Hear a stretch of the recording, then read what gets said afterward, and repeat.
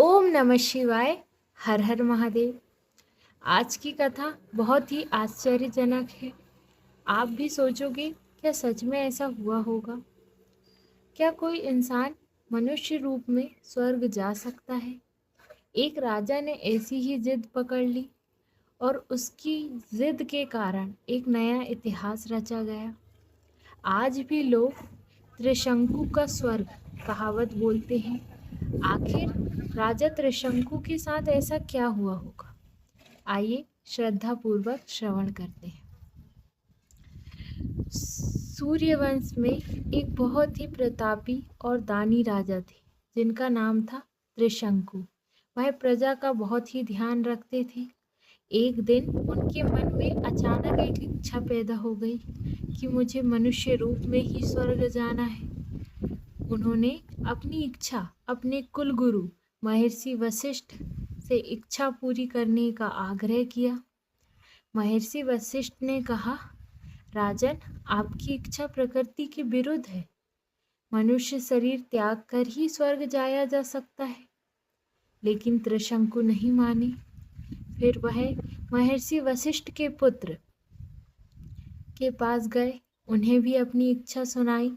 उन्होंने भी समझाया कि राजन, आपकी इच्छा पूरी करना संभव नहीं है, पर वह नहीं माने। बार बार आग्रह करने लगे। तब महर्षि वशिष्ठ के पुत्र क्रोधित होकर उन्हें श्राप दे दिया कि आप चांडाल बन जाएं। जैसे ही उन्होंने कहा, राजा का रूप परिवर्तित हो गया। समस्त तेज समाप्त हो गया। कोई भी उन्हें पहचान नहीं रहा था। राजा अपमानित होकर महर्षि विश्वामित्र के पास पहुंचे। राजा ने अपनी सारी कथा महर्षि विश्वामित्र को सुनाई। तब महर्षि विश्वामित्र ने कहा, मैं तुम्हें अपने तपोबल के प्रभाव से इसी रूप में स्वर्ग भेजूंगा। तब महर्षि विश्वामित्र ने यज्ञ प्रारंभ किया और राजा को आकाश की ओर भेजा। जैसे ही राजा स्वर्ग के द्वार पर पहुंचे, देवराज इंद्र ने उन्हें रोक दिया कि तुम जो कर रहे हो वह प्रकृति के विरुद्ध है। मनुष्य शरीर त्याग कर ही स्वर्ग जाया जा सकता है, और उन्हें नीचे गिरा दिया।